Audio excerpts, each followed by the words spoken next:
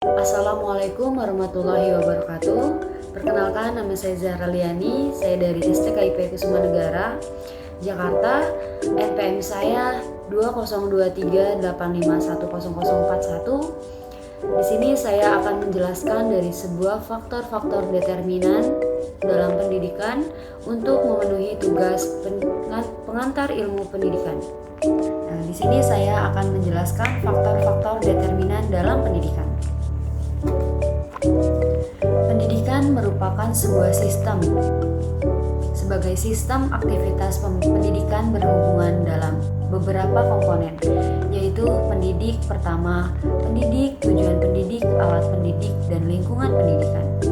Semua komponen yang terbangun dari sistem pendidikan saling berhubungan.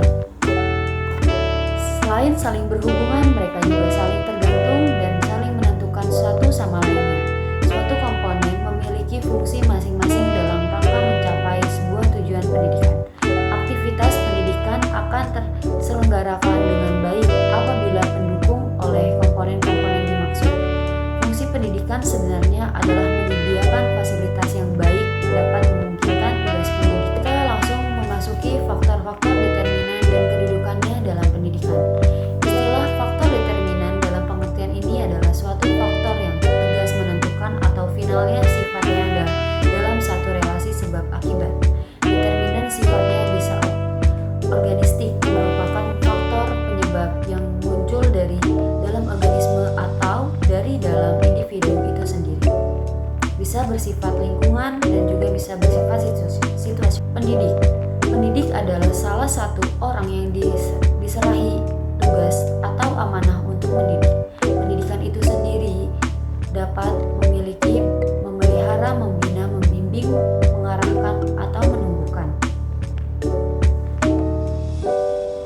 Dengan demikian, pendidik adalah orang yang diberi amanah untuk tidak saja membuat perencanaan, melaksanakan pembelajaran, menilai, membimbing, tetapi juga melakukan penelitian dan pengabdian kepada masyarakat.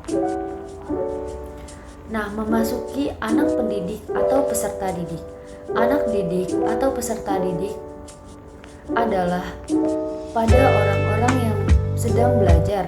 Anak didik lebih diberatkan kepada anak didik yang masih dalam terapan perkembangan, baik fisik maupun psikisnya, belum dewasa dan masih membutuhkan bantuan dan pertolongan dari orang-orang dewasa di sekitarnya.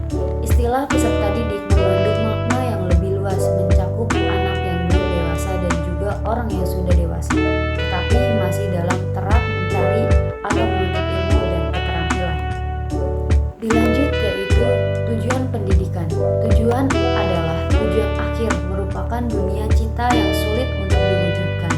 Ia berada di dunia sana yang hanya ada dalam angan-angan.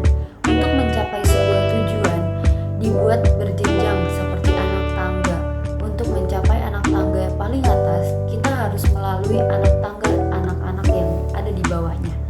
Sebelum melaksanakan sebuah aktivitas termasuk pendidikan, yang pertama-tama kita harus menerapkan sebuah tujuan yang berfungsi untuk, yaitu mengakhiri usaha, mengarahkan usaha, merupakan titik pangkal untuk mencapai sebuah tujuan-tujuan lain, dan juga memberikan nilai-nilai pada usahanya, yaitu berhasil atau gagal.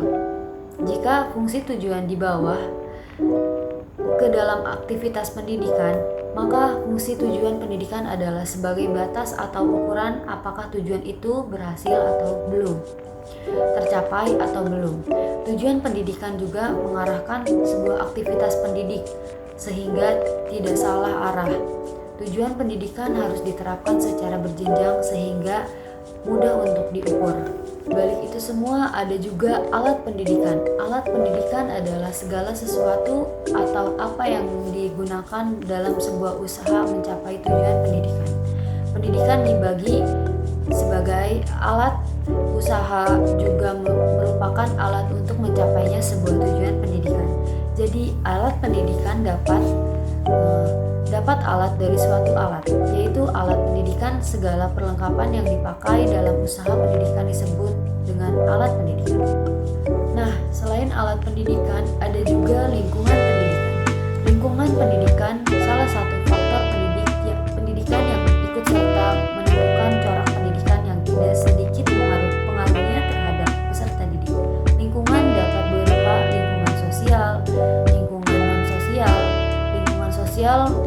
lingkungan yang terdiri atas manusia yang ada di sekitar anak yang dapat memberi pengaruh terhadap anak, baik sikap, perasaan, atau bahkan keyakinan agamanya.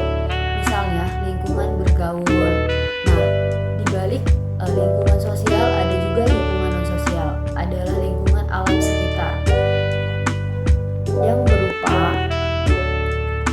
benda atau situasi, misalnya keadaan ruangan atau peralatan belajar, cuaca, dan sebagainya, yang memberikan pengaruh pada peserta didik.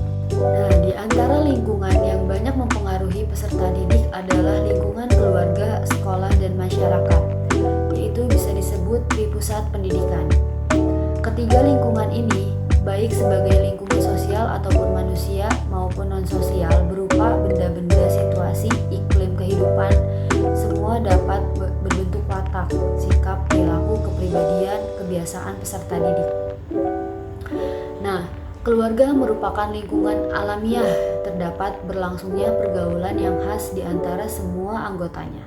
Baiklah, mungkin itu saja yang dapat saya sampaikan dan saya jelaskan. Apabila masih banyak kekurangan, mohon dimaklumi dan dimaafkan. Saya akhiri, wassalamualaikum warahmatullahi wabarakatuh. Terima kasih.